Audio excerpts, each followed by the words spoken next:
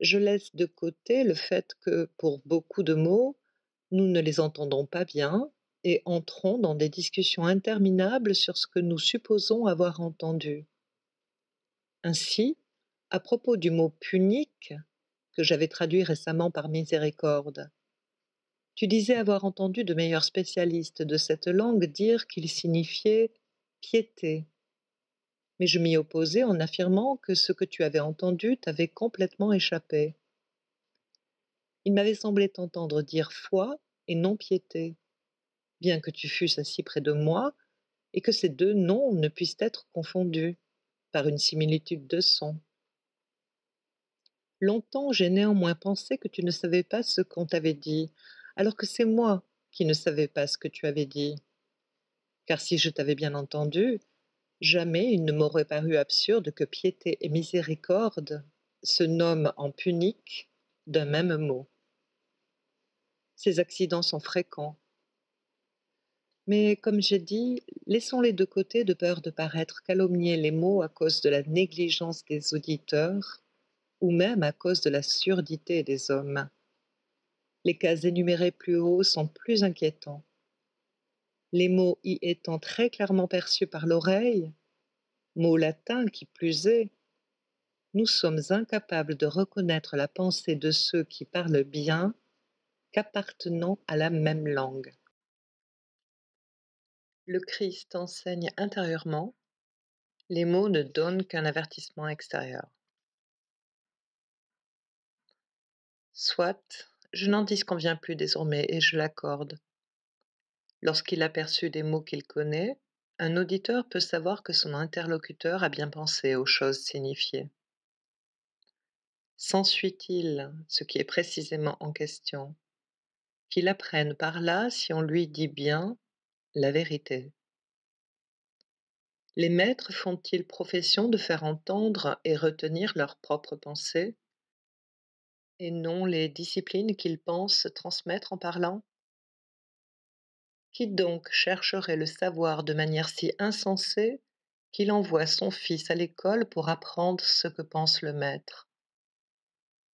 Mais lorsque les maîtres ont exposé à l'aide de mots toutes les disciplines qu'ils professent, y compris celles touchant la vertu et la sagesse, alors ceux qu'on appelle disciples examinent en eux-mêmes si ce qu'on leur dit est vrai, tournant leur regard en fonction de leur force, cela va de soi, vers la vérité intérieure.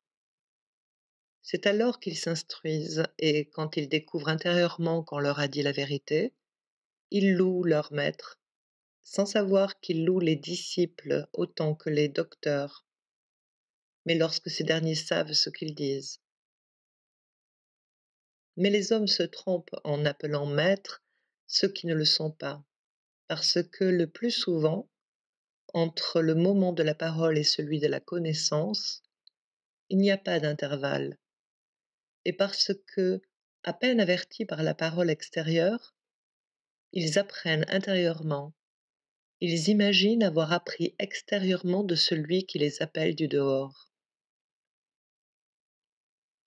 Quant à l'utilité des mots en général, et à la bien examiner, elle n'est pas minime. Nous la chercherons une autre fois, si Dieu le permet.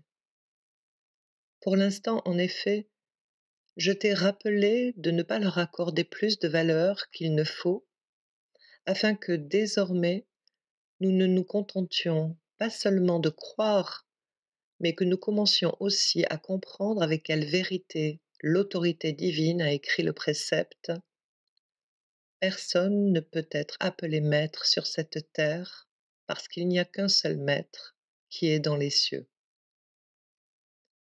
Ce que veut dire dans les cieux, il nous l'apprendra lui-même.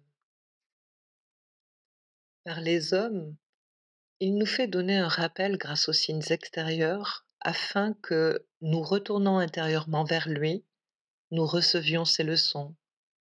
Lui dont l'amour et la connaissance constituent la vie bienheureuse que tous proclament chercher, et que bien peu peuvent se réjouir d'avoir trouvée. Adéodat, disciple du Maître intérieur.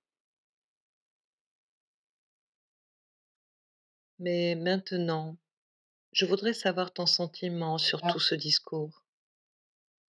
Car si tu reconnais pour vrai ce qui a été dit, interrogé sur chacune des affirmations, tu aurais encore répondu que tu la connaissais.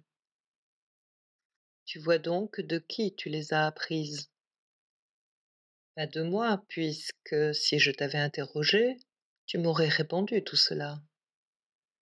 Et si tu n'en connais pas la vérité, personne ne te l'a enseigné, ni moi, ni lui, ni moi parce que je ne puis jamais enseigner, ni lui parce que tu es encore incapable d'être instruit. Adéodat,